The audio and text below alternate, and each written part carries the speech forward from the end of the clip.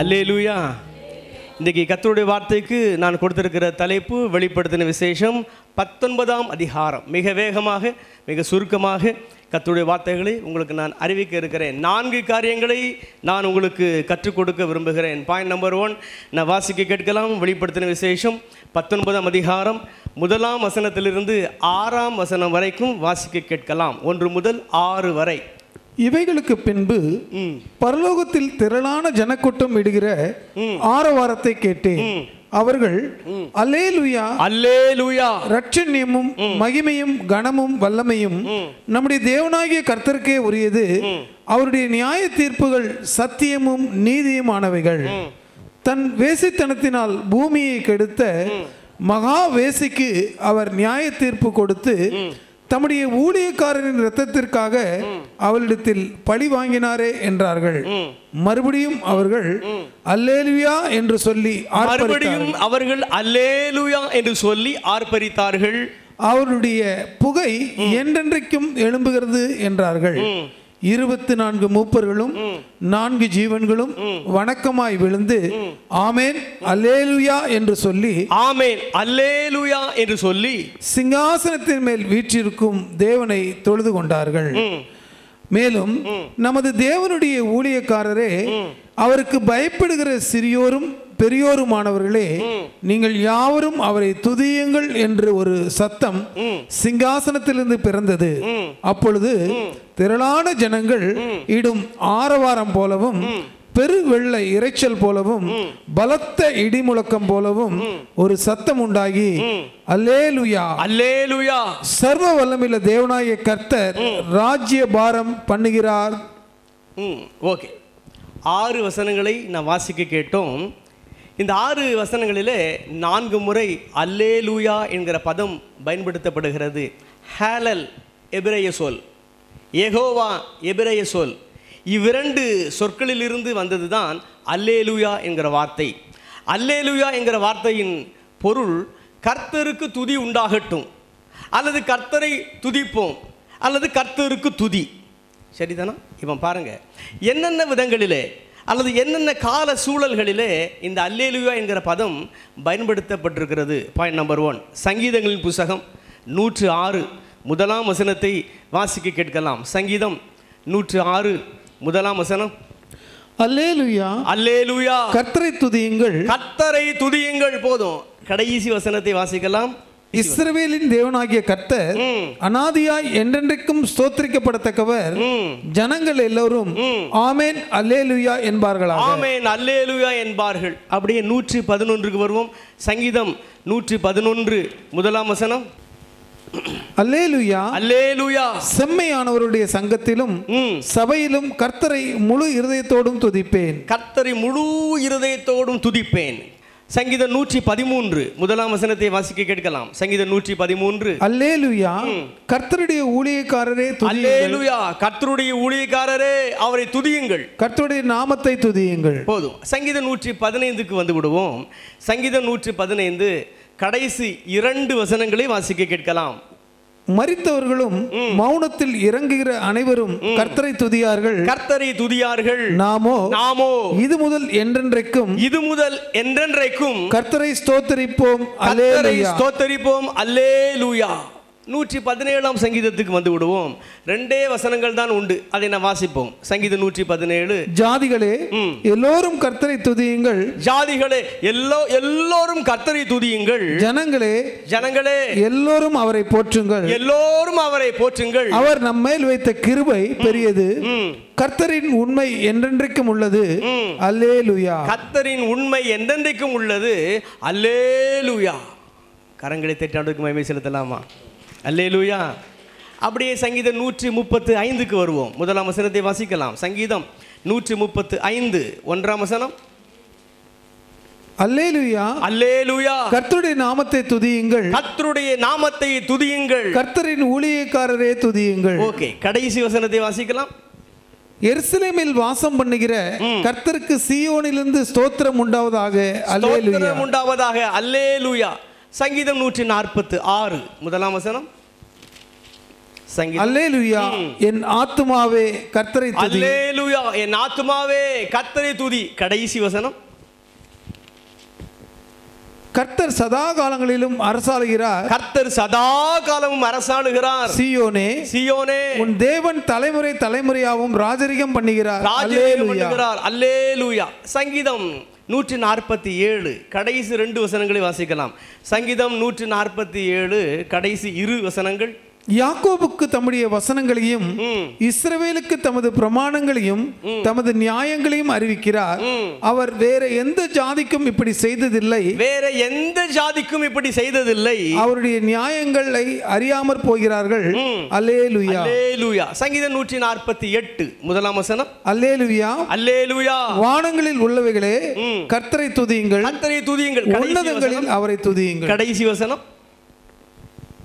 அவர் தம்முடைய பரிசுத்தவான்கள் யாவருக்கும் தம்மை சேர்ந்த ஜனமாகிய இஸ்ரவேல் புத்திரருக்கும் கொண்டாட்டமாக தம்முடைய ஜனத்திற்கு ஒரு கொம்பை உயர்த்தினார். அல்லேலூயா. அல்லேலூயா. 149க்கு வந்து விடுவோம். சங்கீதம் 149 முதலாம் அல்லேலூயா. அல்லேலூயா. கர்த்தருக்கு புது பாட்டை பாடுங்கள். கர்த்தருக்கு புது பாட்டை பாடுங்கள். கடைசி வசனம். கடைசி வசனம். இந்த கணம் அவருடைய பரிசுத்தவான்கள் யாவருக்கும் உண்டாகும். அல்லேலூயா. அல்லேலூயா. 150க்கு வந்து விடுவோம். முதலாம் வசனம். அல்லேலூயா. அல்லேலூயா. தேவனை அவருடைய பரிசுத்த தலத்தில் துதியுங்கள்.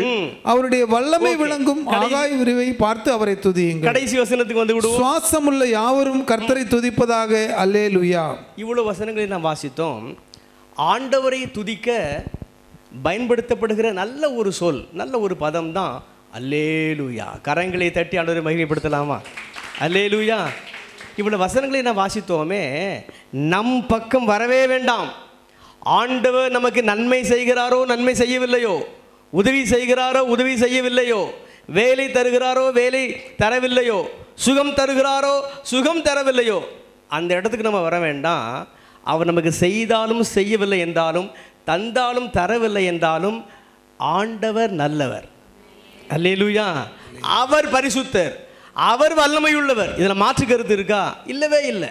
நான் வாசித்த இவ்வளோ வசனங்களும் சொல்லுகிறது அவர்தான் ஆண்டவர், அவர்தான் தேவன். ஆகையினால் அவரை துதிக்க நமக்கு ஒரு அருமையான ஒரு சொல் இருக்குமானால் அதுதான் அல்லேலூயா. பொதுவாக ஆராதனை பகுதியிலே முதலாவதாக ஆண்டவர் பெரியவர், அவர் நல்லவர், அவர் சிறந்தவர், அவர் மீண்டும் வரப்போகிறவர், இப்படிப்பட்ட அவருடைய மாண்புகளை சொல்லி நம்ம துதிக்கணும். ரெண்டாவது தான் தேங்க்ஸ். ஆண்டவரை எனக்கு நீர் இதை தந்தீங்க, எனக்கு இதை செஞ்சுங்க, அதுக்காக உமக்கு நன்றி. அப்போ முதலாவது என்ன, நம்ம பக்கத்து வரவே கூடாது. அவர் பெரியவர், அவர் நல்லவர், அவர் வல்லவர். கரங்களை தட்டி ஆண்டவருக்கு மகிமை செலுத்துவோம். அல்லேலூயா. கர்த்தரையே ஏகமாய் துதியுங்கள். அவர் நடத்தும் பாத்தாரை துதியுங்கள். வல்லமையாய் கிரியை செய்யும் வல்லோரை துதியுங்கள். எல்லோரையும் ஏற்றுக்கொள்ளும் இயேசுவை துதியுங்கள். ராஜாதி ராஜனாம் இயேசுராஜன் பூமியில் ஆட்சி செய்வார். அல்லேலூயா. அல்லேலூயா. தேவனை துதியுங்கள். அம்புரோடும் வீணையோடும் கர்த்தரை துதியுங்கள். இரத்தத்தினால் பாவங்களை போக்கினார் துதியுங்கள். எக்காலமும் கைத்தாளமும் முழங்கிட துதியுங்கள். எக்காலமும் மாறாதவர் இயேசுவை துதியுங்கள். ராஜாதி ராஜனாம் இயேசுராஜன் பூமியில் ஆட்சி செய்வார். அல்லேலூயா. அல்லேலூயா. தேவனை துதியுங்கள். அல்லேலூயா. Point number 2. இந்த அல்லேலூயா என்கிற பதம் எப்படிப்பட்ட இடங்களிலே பயன்படுத்தப்பட்டிருக்கிறது நான் வாசிக்கலாம். அதே சங்கீதங்களின் புத்தகத்தை நாம் திருப்பிக் கொள்வோம். சங்கீதம் 104 கடைசி வசனத்தை வாசிக்க கேட்கலாம். சங்கீதம் 104 கடைசி வசனம். பாவிகள் பூமியிலிருந்து நிர்மூலமாகி பாவிகள் பூமியிலிருந்து நிர்மூலமாகி துன்மார்க்கன் இனி இராமற் போவார்கள். துன்மார்க்கர்கள் இனி இராமற் போவார்கள். என் ஆத்துமாவே என் ஆத்துமாவே கர்த்தரை ஸ்தோத்திரி, கர்த்தரை ஸ்தோத்திரி. அல்லேலூயா, அல்லேலூயா. கொஞ்சம் வினோதமா இருக்கு பாத்தீங்களா? பாவிகள், துன்மார்க்கர் தேவனுடைய ஆசீர்வாதத்தினால் நிறைந்திருக்க வாய்ப்பு கிடையாது. அவர்கள் இராமற் போகிறார்கள். அல்லேலூயா என்று சங்கீதக்காரன் பாடுகிறானே. இன்னொரு வசனத்தை வாசிக்கலாம், அதுவும் கொஞ்சம் வித்தியாசமாக இருக்கும் பாருங்க. சங்கீதம் 112 முதலாம் வசனம். சங்கீதம் 112 1. அல்லேலூயா, அல்லேலூயா. கர்த்தருக்கு பயந்து, கர்த்தருக்கு பயந்து அவருடைய கட்டளைகளில் மிகவும் பிரியமாயிருக்கிற மனுஷன், அவருடைய கட்டளைகளில் மிகவும் பிரியமாயிருக்கிற மனுஷன் பாக்கியவான். பாக்கியவான். இங்கு சங்கீதக்காரன் என்ன சொல்லுகிறான்? அல்லேலூயா என்கிற பதத்தை எந்த சூழலிலே பயன்படுத்துகிறான்? கர்த்தருக்கு பயப்பட வேண்டுமாம், அவருடைய கட்டளைகள், அவருடைய வார்த்தைகள், அவருடைய வசனங்களை நாம் கை கொள்ள வேண்டுமாம். அதற்கு அவன் என்ன சொல்லுகிறான்? அல்லேலூயா என்று சொல்லுகிறான். ஆண்டவரை அவன் ஏன் துதிக்கிறான்? அவன் ஆண்டவருக்கு பயப்படுகிறான், அவன் கர்த்தருடைய கட்டளைகளின்படி வாழ்கிறான், அல்லேலூயா என்று பாடுகிறான். அதுபோலத்தான் நாமும், ஆண்டவரே உமக்கு நான் பயப்படுவேன், உம்முடைய வார்த்தைகள் எதை சொன்னாலும் அதன்படி நான் வாழ்வேன், உம்முடைய கட்டளைகள் என்ன சொல்கிறதோ அதன்படி நான் கைக்கொள்வேன் என்று கைக்கொள்ள நம்ம ஒப்பு கொடுக்கிற பொழுது நாம் அல்லேலூயா பாடி அவரை மகிமைப்படுத்த முடியும். இன்னொரு வசனத்தை வாசிக்கலாம். சங்கீதம் 116 கடைசி 2 வசனங்களை வாசிக்க கேட்கலாம். சங்கீதம் 116 கடைசி 2 வசனங்கள். நான் கர்த்தருக்கு செய்த பொருத்தனைகளை, நான் கர்த்தருக்கு செய்த பொருத்தனைகளை அவருடைய ஜனங்கள் எல்லாருக்கும் முன்பாகவும், அவருடைய ஜனங்கள் எல்லாருக்கும் முன்பாகவும், கர்த்தருடைய ஆலயத்தின் பிரகாரங்களிலும், கர்த்தருடைய ஆலயத்தின் பிரகாரங்களிலும், எருசலேமே உன் நடுவிலும், எருசலேமே உன் நடுவிலும் நிறைவேற்றுவேன், நிறைவேற்றுவேன். அல்லேலூயா. இந்த சங்கீதம் முழுவதையும் வீட்டில் போய் வாசித்து பாருங்க. குறிப்பாக ஒரு வசனத்தை வாசிக்கலாம். 12 கர்த்தர் எனக்கு செய்த எல்லா உபகாரங்களுக்காகவும், கர்த்தர் எனக்கு செய்த எல்லா உபகாரங்களுக்காகவும் அவருக்கு எண்ணத்தை செலுத்துவேன், அவருக்கு எண்ணத்தை செலுத்துவேன். வாசிங்க. ரட்சிப்பின் பாத்திரத்தை எடுத்துக்கொண்டு, ரட்சிப்பின் பாத்திரத்தை எடுத்துக்கொண்டு கர்த்தருடைய நாமத்தை தொழுது கொள்வேன், கர்த்தருடைய நாமத்தை தொழுது கொள்வேன். இந்த முழு சங்கீதத்தை வாசித்து பாருங்க. சங்கீதக்காரன் எழுதுகிறான், அவன் பாடுகிறான், எனக்கு ஆண்டவன் அநேக நன்மைகளை செய்திருக்கிறார், அநேக உபகாரங்களை செய்திருக்கிறார். கடைசி வசனத்துக்கு பாருங்க, ஆகையினால் நான் பொருத்தனைகளை நான் செய்வேன். என்னென்ன பொருத்தனைகளை எல்லாம் நான் செய்தேனோ அதை சபை நடுவாக, மக்கள் நடுவாக ஆண்டவருக்கு அதை நான் செலுத்தி நிறைவேற்றுவேன். அல்லேலூயா என்று சொல்லுகிறான். அப்போ இந்த இடத்துல ஆண்டவர் நமக்கு செய்த ஒவ்வொரு உபகாரங்களை, ஒவ்வொரு நன்மைகளை எண்ணி ஆண்டவருக்கு நாம் அல்லேலூயா சொல்ல வேண்டிய அவசியம் இருக்கிறது. அல்லேலூயா. கரங்களை தட்டி ஆண்டவருக்கு மகிமை செலுத்தலாமா? அல்லேலூயா. அப்போ பாயிண்ட் நம்பர் 1 சொன்னேன், நம்ம பக்கத்துக்கு வரவே கூடாது. ஆண்டவர் நல்லவர், ஆண்டவர் பெரியவர், ஆகையால் அல்லேலூயா சொல்லி அவரை துதிக்க வேண்டும். 2வதாக சொன்னேன், அதில் 3 வசனங்களே பார்த்தோம். அநேக பாவிகள், அநேக துன்மார்க்கர் ஆண்டவருக்கு முன்பதாக வாழ்ந்திருக்க முடியாது. அடுத்தது நான் சொன்னேன், ஆண்டவருக்கு பயப்படுகிற பயம் நமக்கு வேண்டும், அவருடைய கட்டளைகளின்படி நடக்கக்கூடிய ஒரு செயல்பாடு நமக்கு வேண்டும் அல்லேலூயா பாடுவதற்கு. அடுத்த ஒரு காரியத்தை நாம் பார்த்தோம், ஆண்டவர் நமக்கு செய்த எல்லா நன்மைகளை, எல்லா உபகாரங்களை கருத்தில் கொண்டு அதை எண்ணி ஆண்டவருக்கு நாம் அல்லேலூயா பாட வேண்டிய அவசியம் இருக்கிறது. அல்லேலூயா. பாயிண்ட் நம்பர் 3 பாருங்க. அதை நம்ம ஏற்கனவே வாசித்தோம், மறுபடியும் வாசிக்க வேண்டாம். எல்லாரும் பாருங்க. வெளிப்படுத்தின விசேஷம் 19ஆம் அதிகாரம் 1ஆம் வசனத்திலிருந்து 6ஆம் வசனம் வரைக்கும் பாருங்க. இங்கு 4 முறை அல்லேலூயா என்கிற ஒரு பதம் பயன்படுத்தப்படுகிறது. இந்த 4 அல்லேலூயாக்களும் இந்த உலகத்திலே சொல்லப்படவில்லை, பரலோகத்திலே சொல்லப்படுகிறது. குறிப்பாக ஒரு வார்த்தை பயன்படுத்தப்பட்டிருக்கு பாருங்க, ஆரவாரம். மக்கள் ஆரவாரம் எழுப்புகிறார்கள், ஆரவாரத்தோடு சப்தத்தை உயர்த்தி அவர்கள் சொல்லுகிறார்கள் அல்லேலூயா. அதனை தொடர்ந்து பரலோகத்தில் உள்ள 24 மூப்பர்களும் 4 ஜீவன்களும் இந்த மக்களோடு இணைந்து அவர்களும் ஆரவார துனி எழுப்புகிறார்கள் அல்லேலூயா என்று. அது மட்டுமல்ல, பரலோகத்தில் ஒரு சத்தம் கேட்கிறது, எல்லாரும் ஆரவார துனியிலே நீங்கள் அல்லேலூயா சொல்லுங்கள். அப்பொழுது அனைவருமே அல்லேலூயா கோஷம் எழுப்புகிறார்கள். காரணம் என்ன? பரலோகத்திலே போன பின்னர் இவ்வளவு சாராரும், மக்களும் ஜீவன்களும் 24 மூப்பர்களும் அல்லேலூயா கோஷம் எழுப்ப போகிறார்கள். ஏன் என்று சொன்னால், அந்த 6 வசனத்தை வாசித்து பாருங்க. இந்த 19ஆம் அதிகாரம் 17, 18 2 அதிகாரங்களின் தொடர்ச்சி தான். நாம் 17ஆம் அதிகாரத்தையும் 18ஆம் அதிகாரத்தையும் நம்ம சென்ற முறை நாம் தியானித்தோம். சரிதானா? அதை நீங்கள் வீட்டில் போய் மறுபடியும் தியானித்து பாருங்கள். அங்கு தான் மகாவேசியாகிய பாபிலோன் அல்லது மகாவேசியாகி இந்த உலகம், ஏற்கனவே உங்களுக்கு அதை நான் கற்றுக் கொடுத்திருக்கிறேன்.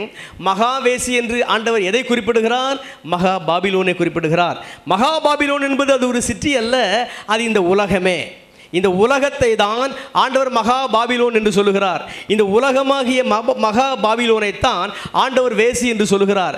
ஆண்டவர் இந்த உலகத்தை ஒரு வேசியாக பாவித்து, உலகத்தை ஒரு பெண்ணாக பாவித்து அவர் கூறியிருக்கிறார் 17, 18, 2 அதிகாரங்களிலும். இந்த பெண்ணாகிய வேசி, இந்த பெண்ணாகிய பாபிலோன், இந்த பெண்ணாகிய உலகம்தான் உலக மக்கள் கூட்டத்தினருக்கு எல்லா பாவங்களையும் ஊற்றி கொடுக்கிறாள். அந்த உலகமாகிய பாபிலோனுக்கு, அந்த உலகமாகிய பாபிலோனாகிய வேசிக்கு ஒரு அழிவு வருகிறது. அந்த அழிவு தான் 18ஆம் அதிகாரத்தில் ஏற்கனவே நாம் தியானித்தோம். கடைசியில் ஒரு இன்டர்நேஷனல் வார் வருகிறது. ஆட்டுக்குட்டியானவராகிய இயேசுவுக்கு விரோதமாக கடைசி அரசு போர் தொடுக்கிறது. அதில் அணு ஆயுதங்கள், நியூக்ளியர் பயன்படுத்தப்படுகிறது. அதில் இந்த உலகமாகிய பாபிலோன் அல்லது இந்த உலகமாகிய வேசி அழிந்து போகிறாள். அந்த புகை சதா காலமும் எழும்பும் என்று நாம் பார்த்தோம். அப்படி இந்த உலகம் அழிக்கப்படுகிற அந்த காட்சியை பார்த்து தான் பரலோகவாசிகள், பரலோகத்தில் உள்ள மக்கள், பரலோகத்தில் உள்ள 24 மூப்பர்கள், பரலோகத்தில் உள்ள 4 ஜீவன்கள் எல்லாருமே ஆரவாரம் எழுப்புகிறார்கள்.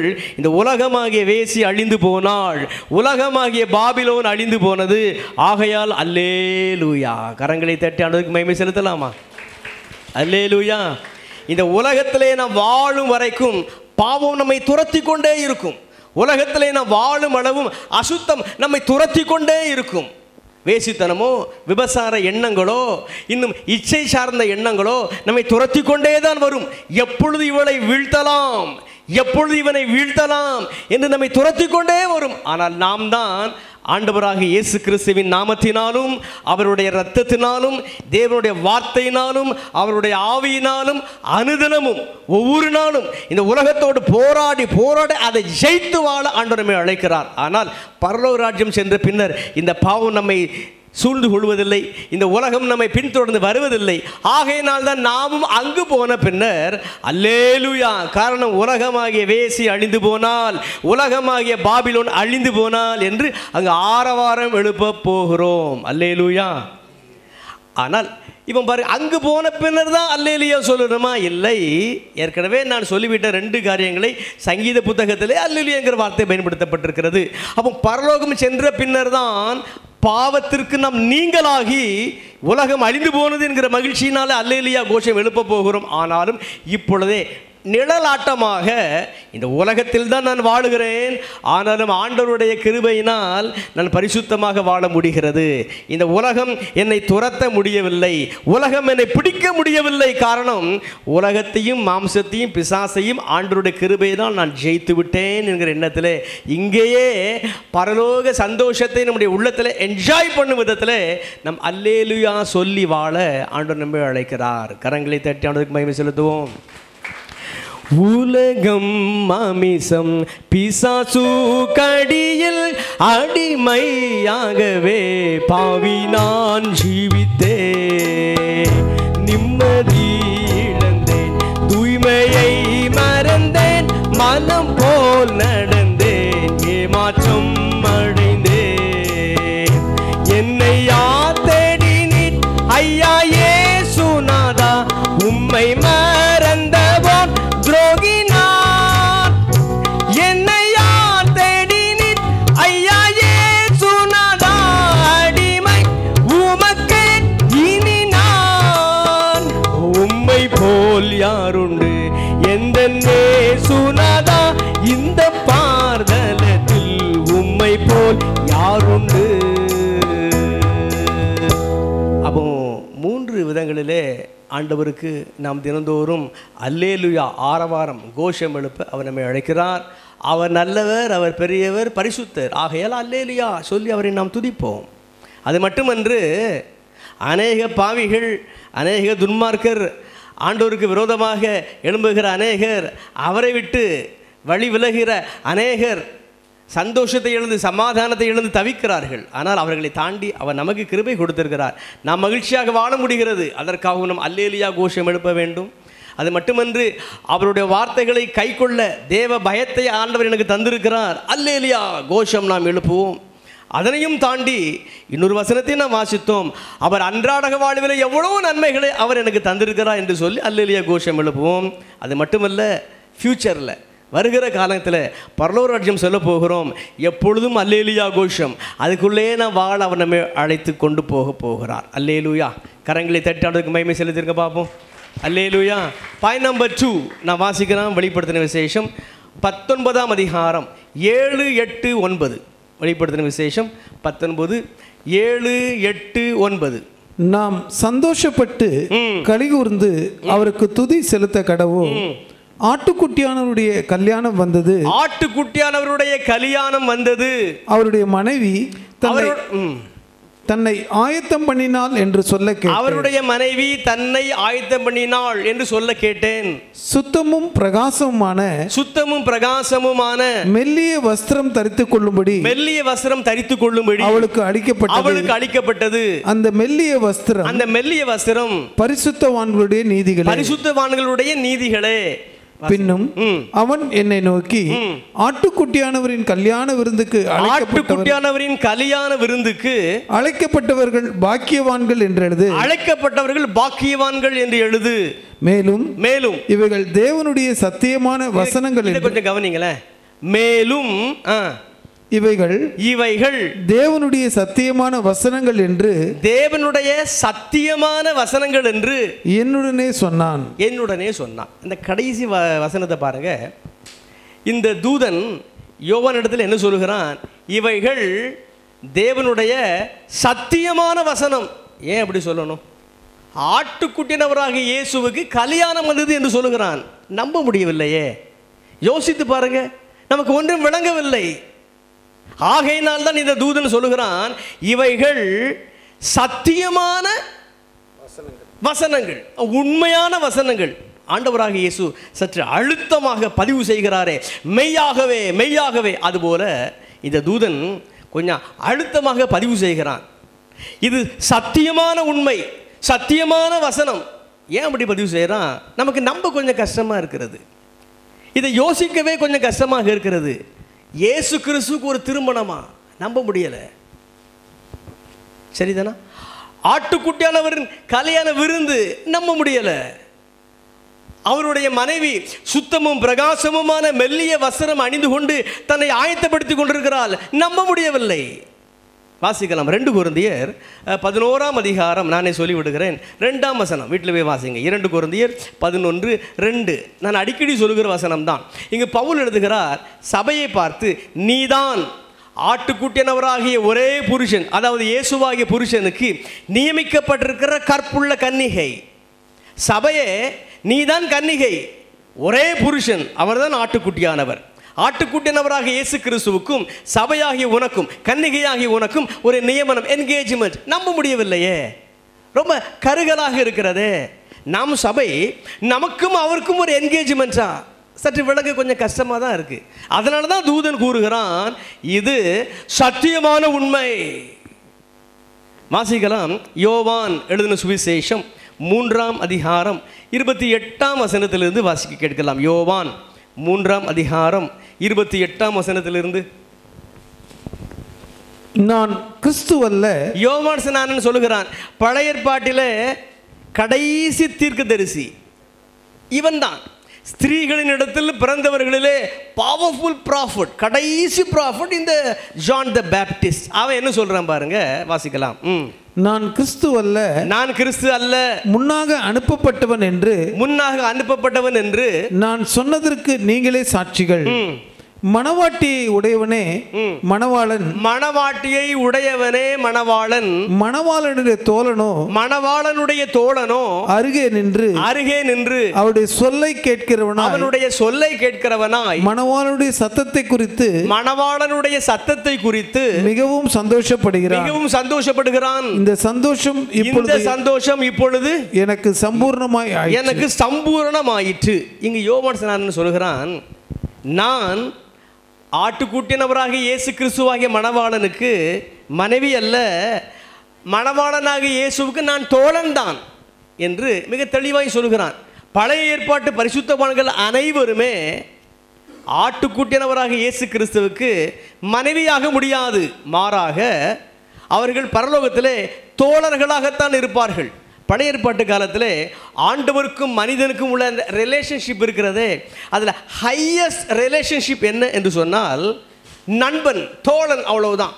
நீங்கள் யாக்கோபு 2ஆம் அதிகாரத்தை வாசித்து பாருங்கள்.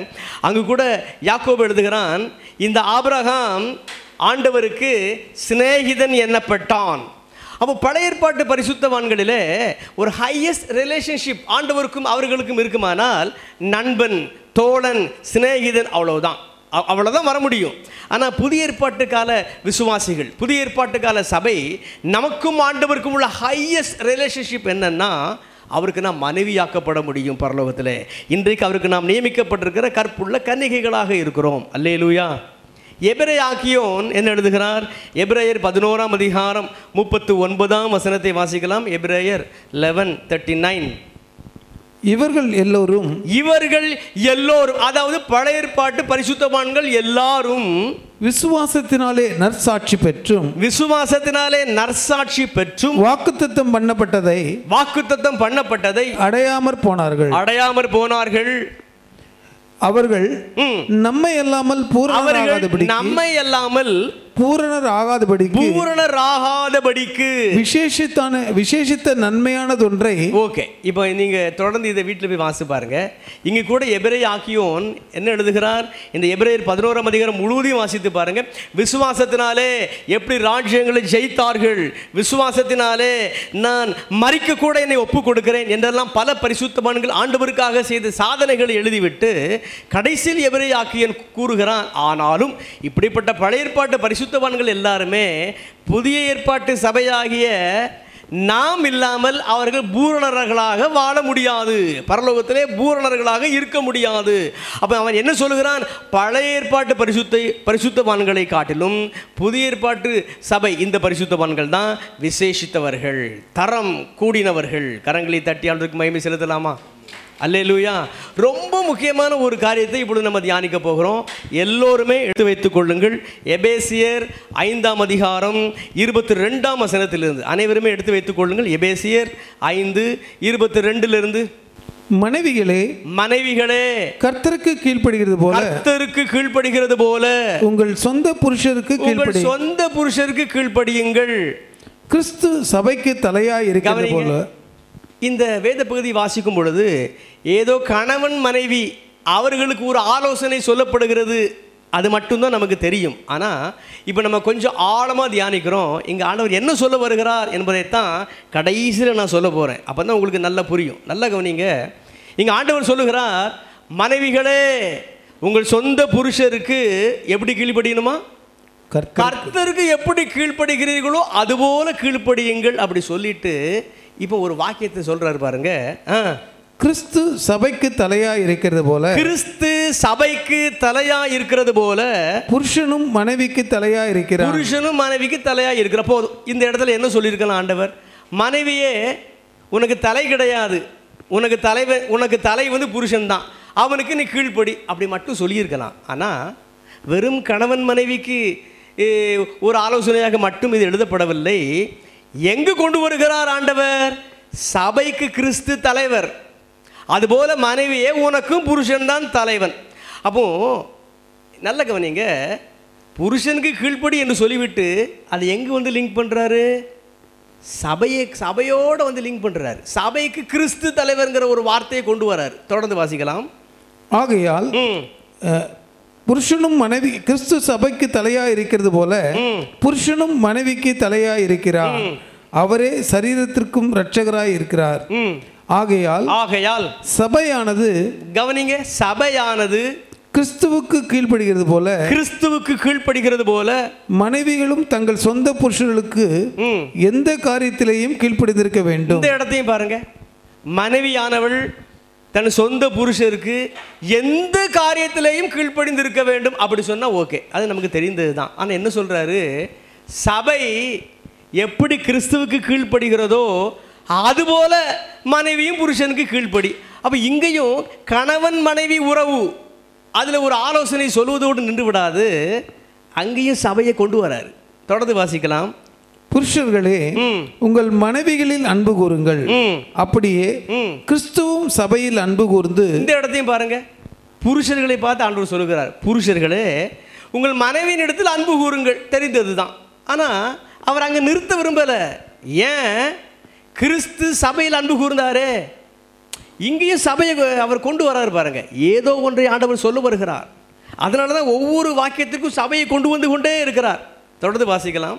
தாம் அதை திருவசனத்தை கொண்டு தண்ணீர் முழுக்கினால் சுத்திகரித்து பரிசுத்தம் ஆக்குகிறதற்கும் கரை திரை முதலானவைகள் ஒன்றும் இல்லாமல் கரை திரை முதலானவைகள் ஒன்றும் இல்லாமல் பரிசுத்தமும் பிழையற்றதுமான மகிமையுள்ள சபையாக அதை தமக்கு முன் நிறுத்திக் கொள்ளுகிறதற்கும் தம்மை தாமே அதற்காக ஒப்பு கொடுத்தார். இந்த இடத்துல புருஷனே உன் மனைவியின் இடத்தில் அன்பு கூர் என்று சும்மா சொல்லியிருக்கலாம். ஆனால் அதை தாண்டி அவர் என்ன சொல்லுகிறார்? சபைக்காக கிறிஸ்து உயிரே கொடுத்தார், தம்மை தாமே ஒப்பு கொடுத்தார். ஏன்? சபை கரையற்றதாய் திரையற்றதாய் பிழையற்றதாய் தமக்கு முன்பாக இருக்கணும், அதுக்காக உயிரே கொடுத்தார். அதுபோல புருஷனே உன் மனைவியிடத்தில் உயிரை கொடுக்கக்கூடிய அளவுக்கு நீ அன்பு கூர்னு சொல்ற. அப்ப சபையை இணைத்து கொண்டே வருகிறார். தொடர்ந்து வாசிக்கலாம். அப்படியே புருஷர்களும் தங்கள் மனைவிகளை தங்கள் சொந்த சரீரங்களாக பாவித்து அவர்களில் அன்பு கூற வேண்டும். எப்படி? சபையின் இடத்துல ஆண்டவர் உயிரையே கொடுத்து அன்பு கூர்ந்தது போல புருஷனே இதை போல நீ உன் மனைவி இடத்துல அன்பு கூர். சபையை இணைச்சி சொல்லிட்டு தான் அந்த பக்கம் போறார். தொடர்ந்து வாசிக்கலாம். அப்படியே புருஷர்களும் தங்கள் மனைவிகளை தங்கள் சொந்த சரீரங்களாக பாவித்து அவர்களில் அன்பு கூற வேண்டும்.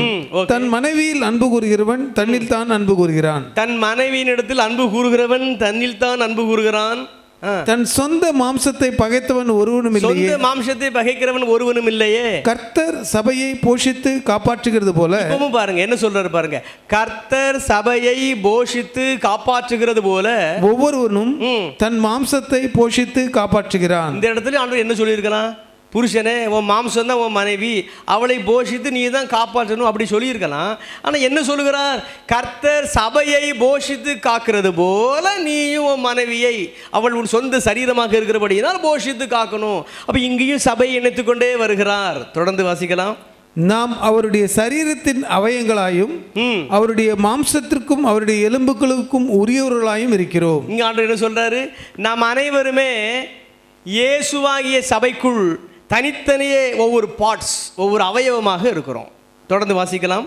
இது நிமித்தம் மனுஷன் தன் தகப்பனையும் தன் தாயையும் விட்டு தன் மனைவியுடன் இசைந்து இருவரும் ஒரே மாம்சமாய் இருப்பார்கள். இந்த ரகசியம் பெரியது. வாரேன், இந்த இடத்தை பாருங்க. ஒரு ரகசியத்தை பவுல் எழுதுகிறார். பவுல் எபேசு பட்டணத்தில் இருக்கிற சபைக்கு ஒரு ரகசியத்தை எழுதுகிறார். என்ன எழுதுகிறார்? சபை என்பது அநேக விசுவாசிகளை கொண்ட ஒரு கூட்டம். இந்த சபைக்கு இயேசு கிறிஸ்து தான் தலை. ஆனால் அவருடைய இயேசுவாகி அந்த சரீரம் இருக்கிறதே, அதில் நம்ம அனைவரும் ஒவ்வொரு உறுப்பாக இருக்கிறோம். இது போலத்தான் அப்போ இயேசுவின் சரீரத்திற்கு அவருடைய மாம்சத்திற்கு அவருடைய எலும்புகளுக்கு விசுவாசிகளாகிய நாம் பங்குள்ளவர்கள். இது போலத்தான் ஒரு புருஷனும் தன்னுடைய தாயையும் மனைவியும் விட்டு ஒரு பெண்ணிடத்தில் மனைவியிடத்தில் அன்பு கூறுகிறான். இருவரும் கணவனும் மனைவியுமாக மாறுகிறார்கள், ஒரே சரீரம் என்று சொல்லிவிட்டு இந்த ரகசியம் பெரியது என்று சொல்லுகிறார்கள். கொஞ்சம் கற்பனை பண்ணி பாருங்கள். ஒரு 2 ஃப்ரெண்ட்ஸ் ஒரே வீட்டில் ஒரு 10 வருஷம் வாழ முடியுமான்னு பாருங்கள். வாழ முடியாது, சண்டை வந்துடும். அதுபோல தான் சகோதரர்கள் இருவர் ஒரே வீட்டில் 2 வருஷம் வாழ முடியுமா? வாழ முடியாது.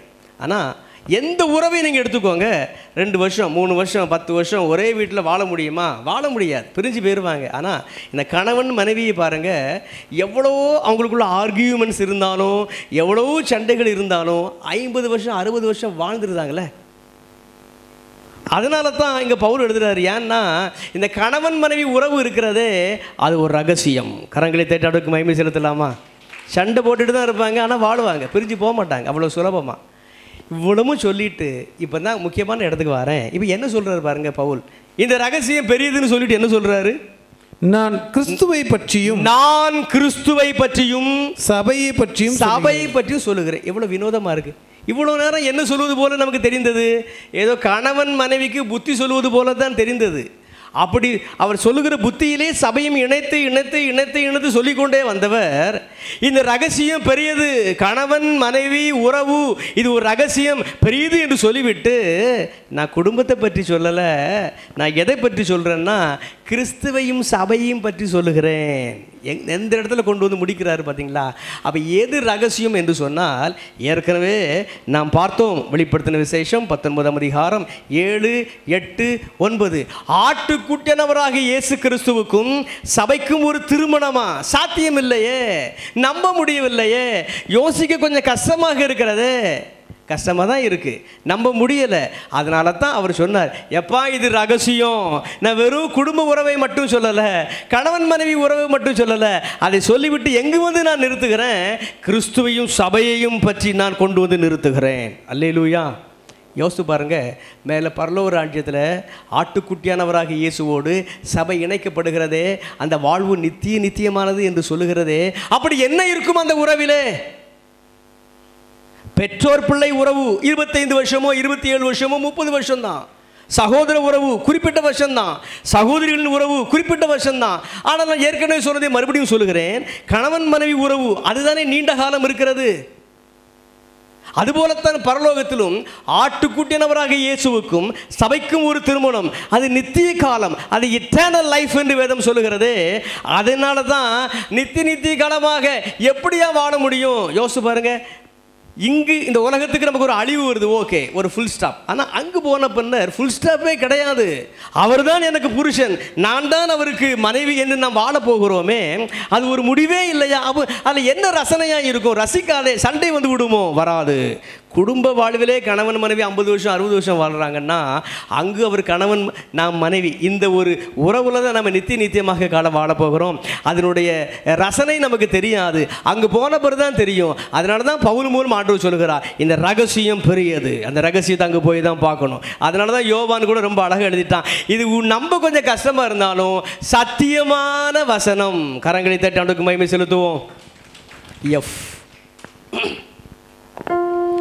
பாரீரருணோதயம் போல் உதித்து வரும் இவர் யாரோ, முகம் சூரியன் போல் பிரகாசம், சத்தம் பெருவெள்ள இரைச்சல் போல, இயேசுவே ஆத்மநேசரே, சாரோனின் ரோஜாவும் லிலி புஷ்பமுமா, 10,000ங்களில் சிறந்தோர், 10,000ங்களில் சிறந்தோர், என் நேசரனுடையவரே, அவர் மார்பினில் சாய்ந்திடுவேன். என் நேசரனுடையவரே, அவர் மார்பினில் சாய்ந்திடுவேன். மணவாளியே வா என்பாரே, நானும் செல்வேன் அந்நேரமே. மணவாளியே வா என்பாரே, நானும் செல்வேன் அந்நேரமே.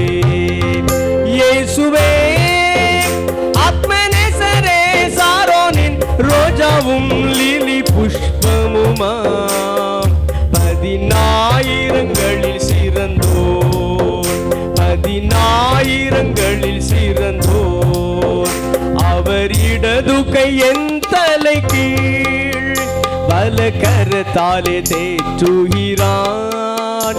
அவர் இடது கை என் தலை கீழ் வல கரத்தாலே தேற்றுகிறான். அவன் நேசத்தால் சோகமானே, என் மேல் படர்ந்த கொடி நேசமே.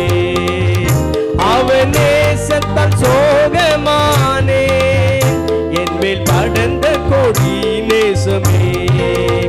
இயேசுவே ஆத்மநேசரே, சாரோனின் ரோஜாவும் லிலி புஷ்பமுமா, 10,000ங்களில் சிறந்தோர்.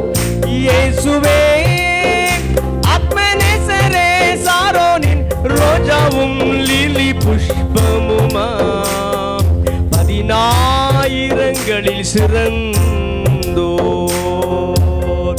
இந்த ராஜ்யத்துக்கு தான், இந்த கல்யாணத்துக்கு தான் ஆண்டவர் நம்மை அழைக்கிறார்.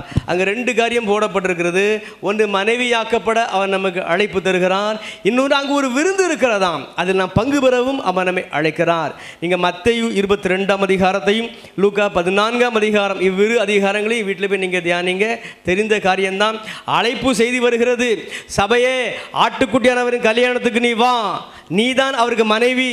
அங்கு ஒரு விருந்து இருக்கிறது, கொழுத்த ஜந்துக்கள் எல்லாம் அடிக்கப்பட்டிருக்கிறது, வா என்று சொன்னால் ஒருவன் சொல்லுகிறான் வயல்ல வேலை இருக்கு, இன்னொருவன் சொல்லுகிறான் வியாபாரம் இருக்கிறது, இன்னொருவன் சொல்லுகிறான் எனக்கு இப்பதான் திருமணமாயிருக்கு, நான் எப்படி வர முடியும், மன்னித்துக் கொள்ளுங்கள். இதுபோல பல வேளைகளிலே அநேக சாக்கு போக்குகளை சொல்லி ஆண்டவரை பின்பற்றுவதிலே நாம் நம்மை தூரப்படுத்தி விடுகிறோம்.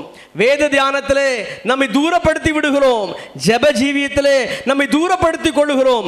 சபை கூடி வருதலிலே தூரப்படுத்திக் கொள்கிறோம். இல்லை, அவரோடு நாம் நெருங்கி வாழ ஆண்டவர் நம்மை அழைக்கிறார். அவரோடு ஐக்கியப்பட அவர் நம்மை அழைக்கிறார். அப்பொழுதுதான் அந்த விருந்திலும் கலந்து கொள்ள முடியும்.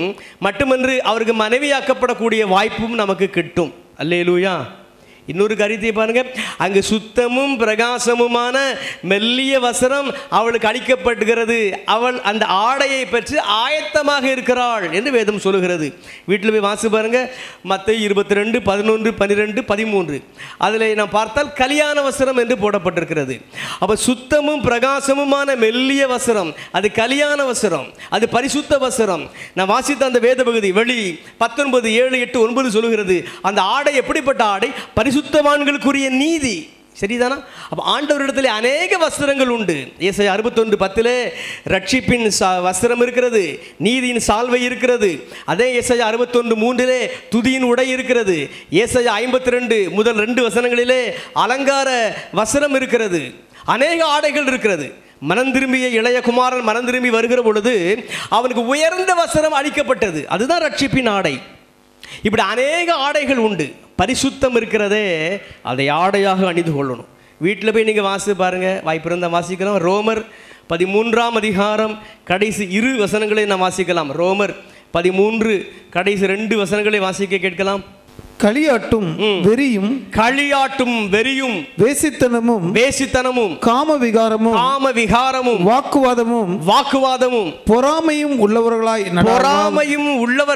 நடவாமல் பகலிலே நடக்கிறவர்கள் போல சீராய் நடக்க கடவோம். துர் இச்சைகளுக்கு இடமாக, கவனிங்க, துர் இச்சைகளுக்கு இடமாக உடலை பேணாமல் இருந்து கர்த்தராகிய இயேசு கிறிஸ்துவை தரித்துக் கொள்ளுங்கள். அநேக பாவ செயல்கள் இங்கு போடப்பட்டிருக்கிறது. பல வேளைகளிலே பாவத்தோடும் பரிசுத்தத்தோடும் நாம் போராடி கொண்டிருக்கிறோம். பவுல் அழகான ஒரு ஆலோசனை இங்கு குறிப்பிடுகிறார். ஆண்டவராகிய இயேசுவே நமக்கு ஒரு ஆடை. மகிமையாய் கரங்களை தட்டி ஆண்டவரை மகிமைப்படுத்துங்கப்பா. அவரே ஆடையாக நம்ம தரித்து கொள்ளணும். அல்லேலூயா. இந்த இயேசுவை ஆடையாக தரித்து கொண்டால் கண்களிலே இச்சையான பார்வை இருக்காது. இந்த இயேசுவை நாம் ஆடையாக அணிந்து கொண்டால் உள்ளத்திலே உணர்விலே இச்சைகள் வராது. ஆண்டவராக இயேசுவை நாம் ஆடையாக அணிந்து கொண்டால் பொய் வராது, தூஷணமான வார்த்தைகள் வராது, அசுத்தமான வார்த்தைகள் வராது, சினிமா பாடல்களை நம்முடைய நாவு ஒலிக்காது. அநேக காரியங்களை நாமே தவிர்த்து விடுவோம். காரணம், சுத்தமும் பிரகாசமுமான மெல்லிய அந்த பரிசுத்த வஸ்திரம் அவரே இயேசு. அந்த இயேசுவையே நாம் ஆடையாக அணிந்து கொள்வோம். அல்லேலூயா. ஓகே, பாயிண்ட் நம்பர் 3 வாசிக்கலாம். வெளி 19:10. வெளிப்படுத்தின விசேஷம் 19ஆம் அதிகாரம் 10ஆம் வசனம். அப்பொழுது அவனை வணங்கும்படி அவனுடைய பாதத்தில் விழுந்தேன். அந்த தூதனை வணங்கும்படி யோவானாகிய நான் அவனுடைய பாதத்திலே விழுந்தேன். அவன் என்னை நோக்கி, அந்த தூதன் என்னை நோக்கி, இப்படி செய்யாதபடிக்கு பார், உன்னோடும் இயேசுவை குறித்து சாட்சியிட்ட உன் சகோதரரோடும் கூட நானும் ஒரு ஊழியக்காரன். தேவனை தொழுதுகொள். இயேசுவை பற்றின சாட்சி தீர்க்கதரிசியின் ஆவியாய் இருக்கிறது என்றான். ஓகே, 22ஆம் அதிகாரத்திற்கு வருவோம். 8ஆம் வசனத்தை வாசிக்கலாம். 22:8. வெளி 22:8. யோவானாகிய நானே இவைகளை கண்டும் கேட்டும் இருந்தேன். நான் கேட்டு கண்டபோது இவைகளை எனக்கு காண்பித்த தூதனை வணங்கும்படி அவன் பாதத்தில் விழுந்தேன்.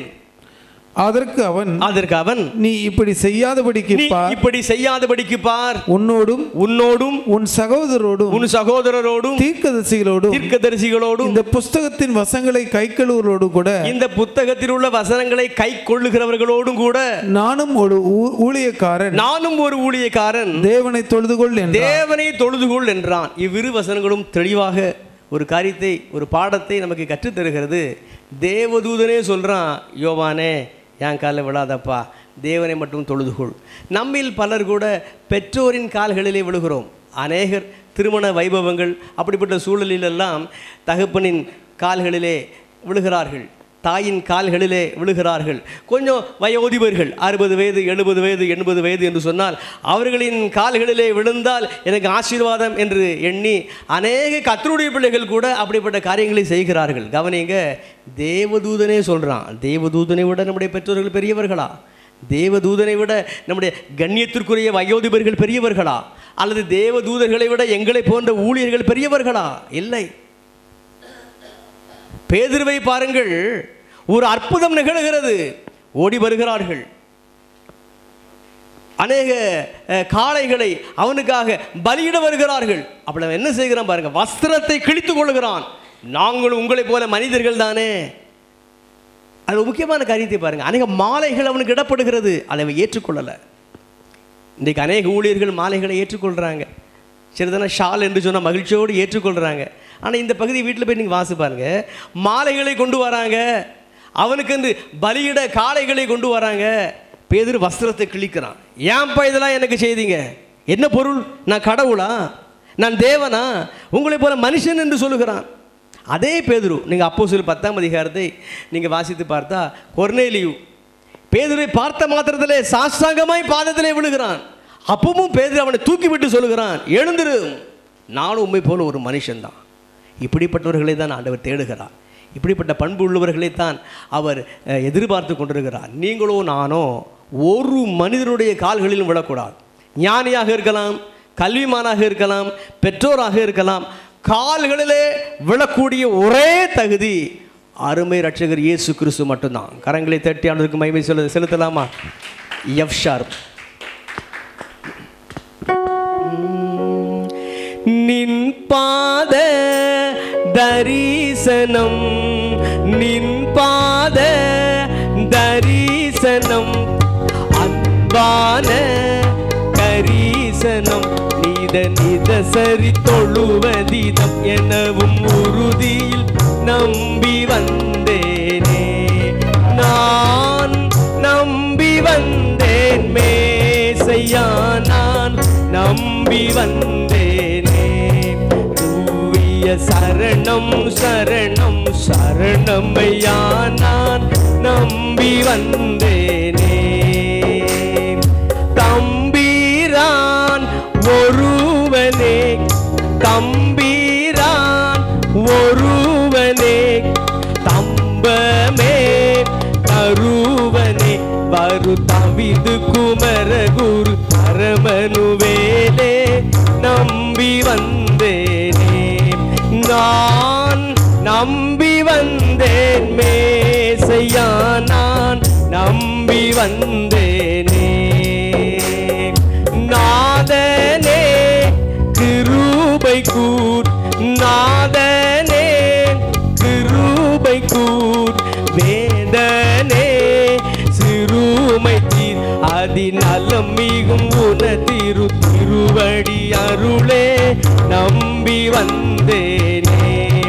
நான் நம்பி வந்தேன் மேசையா, நான் நம்பி வந்தேனே. தூய சரணம் சரணம் சரணமையா, நான் நம்பி வந்தேனே. அல்லேலூயா. நான்காவதும் கடைசியுமாக நாம் வாசிக்க கேட்கலாம் வெளிப்படுத்தின விசேஷம் 19ஆம் அதிகாரம் 11ஆம் வசனத்திலிருந்து 16 வரைக்கும் வாசிக்கும் பொழுது அப்படியே நீங்கள் கவனிங்க. பெரிய விளக்கம்லாம் நான் கொடுக்க போகிறதில்ல, ரொம்ப ஷார்ட்டாக நான் சொல்லிடுவேன். சரிதானா? எல்லாரும் பாருங்கள். 11 to 16 வெளிப்படுத்தின விசேஷம் 19ஆம் அதிகாரம். பின்பு பரலோகம் திறந்திருக்க கண்டேன். இதோ ஒரு வெள்ளை குதிரை காணப்பட்டது. அதன் மேல் ஏறி இருந்தவர் உண்மையும் சத்தியம் உள்ளவர் எனப்பட்டவர். அவர் நீதியாய் நியாயம் தீர்த்து யுத்தம் பண்ணுகிறார். அவருடைய கண்கள் அக்கினி ஜுவாலையை போல் இருந்தன. அவருடைய சிரசின் மேல் அநேக கிரீடங்கள் இருந்தன. அவருக்கே அன்றி வேறு ஒருவருக்கும் தெரியாத ஒரு நாமமும் எழுதியிருந்தது. இரத்தத்தில் துவைக்கப்பட்ட வஸ்திரத்தை தரித்திருந்தார். அவருடைய நாமம் தேவனுடைய வார்த்தை என்பதே. பரலோகத்தில் உள்ள சேனைகள் வெண்மையும் சுத்தமுமான மெல்லிய வஸ்திரம் தரித்தவர்களாய் வெள்ளை குதிரைகளின் மேல் ஏறி அவருக்கு பின் சென்றார்கள். புறஜாதிகளை வெட்டும்படிக்கு அவருடைய வாயிலிருந்து கூர்மையான பட்டயம் புறப்படுகிறது. இருப்பு கோலால் அவர்களை அரசாளுவார்.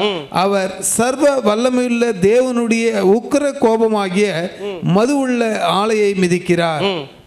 ராஜாதி ராஜா கர்த்தாதி கர்த்தா என்னும் நாமம் அவருடைய வஸ்திரத்தின் மேலும் அவருடைய தொடையின் மேலும் எழுதப்பட்டிருந்தது.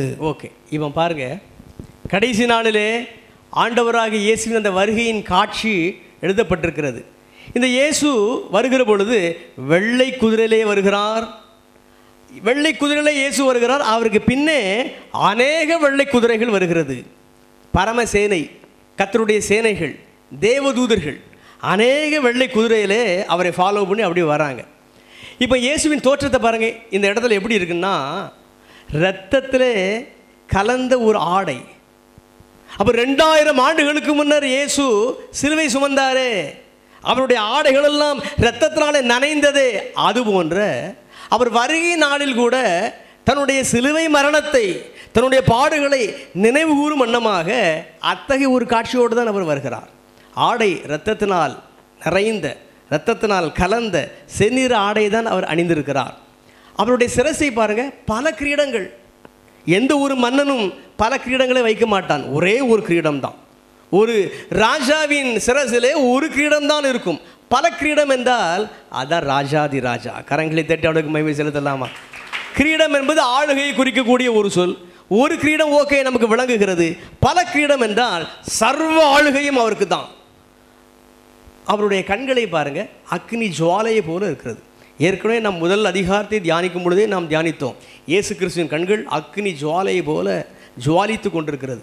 இப்போ அவருடைய வாயை பாருங்களேன், இருபுறமும் கற்குள்ள கூர்மையான ஒரு பட்டயம். இதையும் வெளிப்படுத்தின விசேஷம் 1ஆம் அதிகாரத்திலே நாம் தியானித்தோம். பட்டயம் என்ற உடனே நாம் வீடுகளிலே பயன்படுத்துகிறோமே, அது போன்ற வெப்பன் அது கிடையாது. இந்த பட்டயம் என்பது எபிரேயர் 4:12 படி தேவனுடைய வார்த்தை தான். அதான் இருபுறமும் கற்குள்ள பட்டயம். அப்போ அவருடைய வார்த்தை தான் புறப்படுகிறது. குறிப்பான ஒரு காரியத்தை பாருங்க, அந்த பட்டயம் புறஜாதிகளை வெட்டும்படிக்கு புறப்படுகிறது. இந்த இடத்துல புறஜாதி என்பது அன்பிலீவர்ஸ், அவ்வளவுதான். விசுவாசிகள் அல்ல, அவிசுவாசிகள். சரிதானா?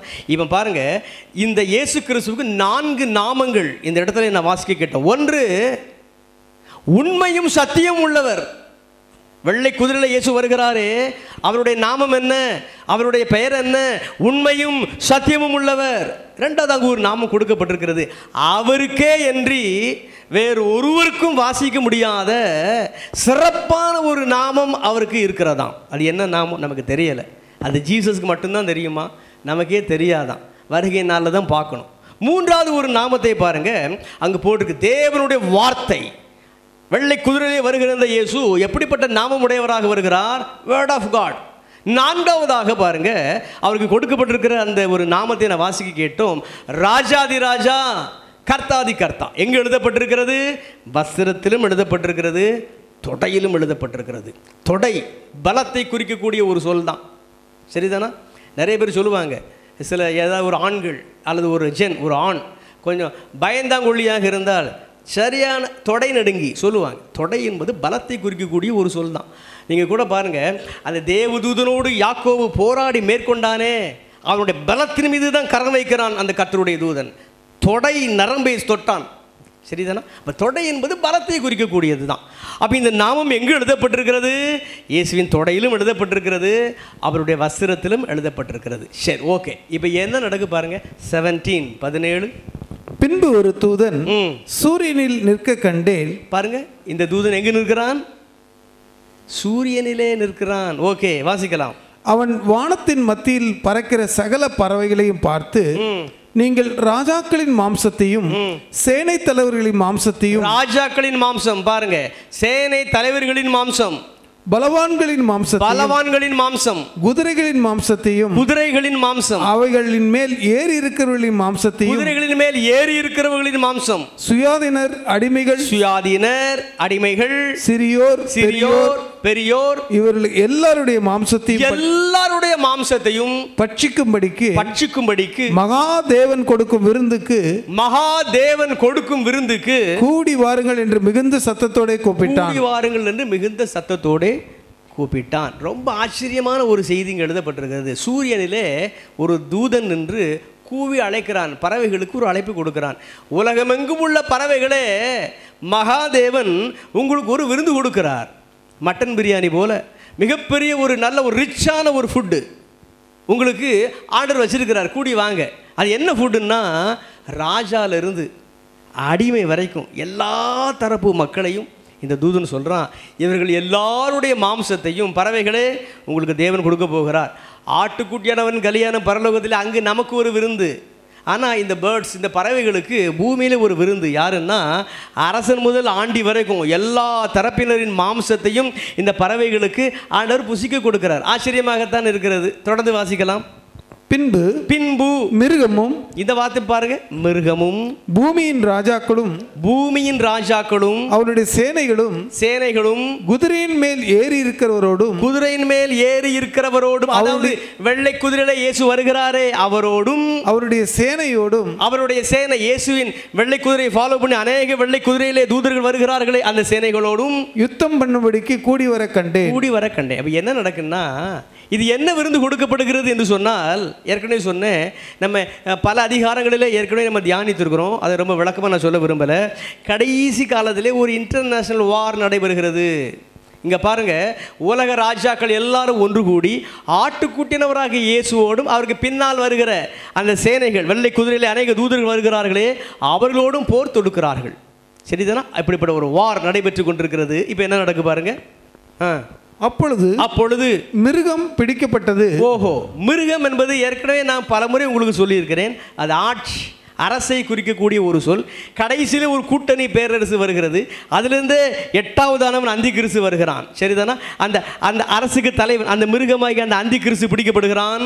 மிருகத்தின் முன்பாக செய்த அற்புதங்களால் அதன் முத்திரையை தரித்தவர்களையும், கவனிங்க, முத்திரையை தரித்தவர்களையும், அதன் சொரூபத்தை வணங்கினவர்களையும் மோசம் போக்கின கள்ள தீர்க்கதரிசியும் கூட பிடிக்கப்பட்டார். 2 பேர் பிடிக்கப்படுறாங்க.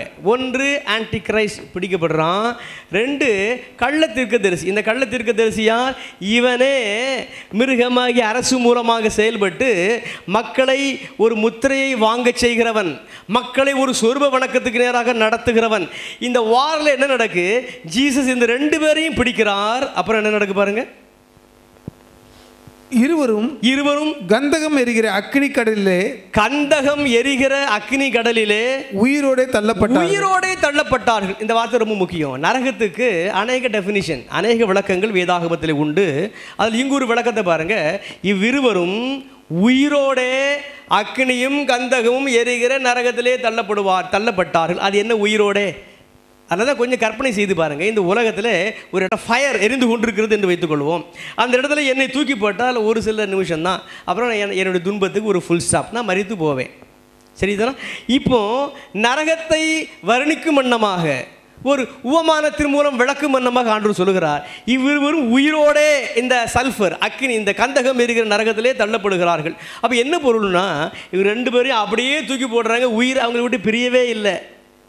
ஆனால் இந்த அக்னி அவர்களை உஷ்ணப்படுத்தி கொண்டே இருக்கிறது, வெப்பப்படுத்தி கொண்டே இருக்கிறது. ஆனால் அவங்களுக்கு மரணம் வரலை. அப்போ எவ்வளவு வேதனை! நரகத்தின் உச்சக்கட்டத்தை, நரகத்தின் உச்சபட்ச வேதனையை நாம் விளங்கிக் கொள்ள வேண்டும் என்பதற்காகத்தான் இப்படிப்பட்ட பதம் பயன்படுத்தப்பட்டிருக்கிறது. உயிரோடே தள்ளப்பட்டார்கள். தொடர்ந்து வாசிக்கலாம்.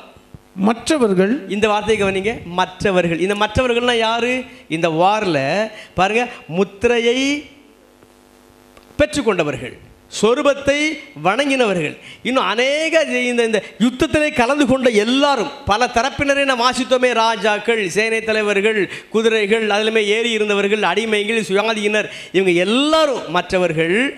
குதிரையின் மேல் ஏறினவருடைய வாயிலிருந்து, இயேசு குதிரையின் மேலே ஏறி வருகிறாரே, அவருடைய வாயிலிருந்து புறப்படுகிற பட்டயத்தால் கொல்லப்பட்டார்கள். இவங்க தான் அன்பிலீவர்ஸ், இவங்க தான் புறஜாதிகள். அப்ப இயேசுவின் கூர்மையான பட்டயம் வாயிலிருந்து புறப்படுகிறது, அது தேவனுடைய வார்த்தை தான். அந்த யுத்தத்தில் அவருடைய வாயிலிருந்து புறப்படுகிற ஒரு வார்த்தையிலிருந்து புறப்படுகிற ஒரு வல்லமை எல்லா பகைஞரையும் அழிக்கிறது. அனைவரும் மாண்டு போகிறார்கள். இவங்க தான் மற்றவர்கள். வாசிக்கலாம். அவர்களுடைய மாம்சத்தினால் பறவைகள் யாவும் திருப்தி அடைந்தன. அப்ப இந்த கடைசி இன்டர்நேஷனல் வாரில் எல்லா மக்களும் மரித்து போகிறாங்க. அந்த மாம்சத்தை உலகத்தில் உள்ள எல்லா பட்சிகளும் பட்சிப்பதற்கு தான் கூடி வாருங்கள் என்கிற ஒரு அழைப்பு. அப்புறம் என்ன சொல்ல வருகிறேன் என்று சொன்னால், 19ஆம் அதிகாரத்தை நான் முடிச்சிட்டேன். இதில் 4th பாயிண்ட்ல நான் உங்களுக்கு என்ன சொல்ல விரும்புகிறேன், நம்ம ராஜா வெள்ளை குதிரையிலே வரப்போகிறார். ராஜாதி ராஜா, கர்த்தாதி கர்த்தா என்பதுதான் அவருடைய நாமம். தேவனுடைய வார்த்தை, அதுதான் அவருடைய நாமம். உண்மையும் சத்தியம் உள்ளவர், அதுதான் அவருடைய நாமம். அதை தாண்டி அவருக்கே என்று எவருக்கும் தெரியாத ஒரு நாமம் எழுதப்பட்டிருக்கிறது. அநேக கிரீடங்கள் அவருடைய சிரசில் இருக்கிறது. அந்த கடைசி நாட்களிலே அவரை எதிர்த்து போர் புரிகிற அனைவரும் அவருடைய வாயிலிருந்து புறப்படுகிற வார்த்தையாகிய பட்டயத்தினால் மரித்து போகிறார்கள்.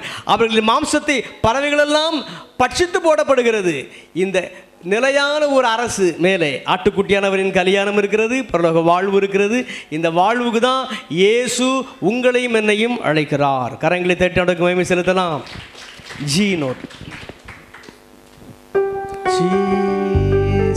எல்லாருமே தேவ சமூகத்தில் எழுந்து கொள்வோம். எல்லாரும் தேவ சமூகத்தில் எழுந்து கொள்வோம். கண்களை மூடியவாறே ஜெப சிந்தையோடு ஒரு பரலோக காட்சியை மனக்கண்களுக்கு முன்பதாக கொண்டு வந்து தாளத்திற்கு ஏற்ற போல் கரங்களை தட்டி பாடுவோம். ஜீசஸ் ஹல்லேலூயா. அதிசயமான ஒளிமய நாடாம், நேசரின் நாடாம், நாம் வாஞ்சிக்கும் நாடாம், என் நேசரின் நாடாம், நாம் வாஞ்சிக்கும் நாடாம். பாவம் இல்லாத நாடு, ஒரு சாபமும் காணா நாடு, நித்திய மகிழ்ச்சி ஓயாத கீதம், உன்னதத்தில் ஓசன்னா. அதிசயமான ஒளிமய நாடாம், நேசரின் நாடாம், நாம் வாஞ்சிக்கும் நாடாம், என் நேசரின் நாடாம், நாம் வாஞ்சிக்கும் நாடாம். இயேசுவின் இரத்தத்தினால் பாவம் கழுவினால் செல்லலாமே. இத்தனை பெரிய சாத்தியம் இழப்போரி பூமியில் எவரும் வேண்டாம். இன்றே வாரீர் அதிசயமான ஒளிமய நாடாம், நேசரின் நாடாம், நாம் வாஞ்சிக்கும் நாடாம், என் நேசரின் நாடாம், நாம் வாஞ்சிக்கும் நாடாம், என் நேசரின் நாடாம், நாம் வாஞ்சிக்கும் நாடாம், என் நேசரின் நாடாம், நாம் வாஞ்சிக்கும் நாடாம். எல்லாரும் கண்களை முடிவாரு, 2 கரத்தையும் பரலோகத்துக்கு நேராக உயர்த்துங்க. எமில் ஜெபசிங் இந்த பாடலிலே கடைசி சரணத்தில் குறிப்பிடுகிறார், இத்தனை பெரிய சிலாக்கியத்தை இழப்போர் இந்த பூமியில் எவருமே வேண்டாம். 2 கரத்தையும் பரலோகத்துக்கு நேராக உயர்த்திக்குவாங்க. ஒரு 2 நிமிஷம் ஜெபம் பண்ணுங்க. ஆண்டவரே, இவ்வளோ பெரிய சிலாக்கியம் இந்த பரலோகத்தை நான் இழந்துடக்கூடாது ஆண்டவரே. வாய்களை திறந்து ஜெபம் பண்ணுங்க. இவ்வளோ பெரிய சிலாக்கியம் இந்த பரலோக ராஜ்யத்தை என் கணவன் இழந்துடக்கூடாது. வாய்களை திறந்து ஜெபம் பண்ணுங்க. இந்த பெரிய சிலாக்கியம் பரலோக ராஜ்யத்தை என் மனைவி இழந்துடக்கூடாது, எங்கள் பெற்றோர் இழந்துடக்கூடாது, எங்கள் பிள்ளைகள் இழந்துடக்கூடாது, என் உடன் பிறந்தவர்கள் இழந்துடக்கூடாது, என் பக்கத்து வீட்டார் இழந்துடக்கூடாது, என் கிராமம் இழந்துடக்கூடாது, என் பட்டணம் இழந்துடக்கூடாது, இந்த மாநிலம் இழந்து விடக்கூடாது, இந்த உலகம் இழந்து விடக்கூடாது. ஆண்டவரே, எனக்கு ஜீவன் தந்திருக்கிறீரே, எனக்கு பலன் தந்திருக்கிறீரே, ரட்சிப்பு தந்திருக்கிறீரே, அபிஷேகம் தந்திருக்கிறீரே, உம்முடைய வார்த்தை தந்திருக்கிறீரே. நான் செயல்பட விரும்புகிறேன் ஆண்டவரே. அநேகரை உங்கள் ராஜ்யத்துக்கு நேராக திருப்ப விரும்புகிறேன் ஆண்டவரே. ஆண்டவர் அப்படியே நம்மை பயன்படுத்துவாராக. எல்லாரும் மகிழ்ச்சியோடு விசுவாசத்தோடு கரங்களை தட்டியானவருக்கு மகிமை செலுத்தலாமா? நன்றி ஆண்டவரே. தேவ கிருபை எங்கள் எல்லார் மேலும் பெருகுவதாக. இயேசுவின் நாமத்தில் பிதாவே, ஆமென்.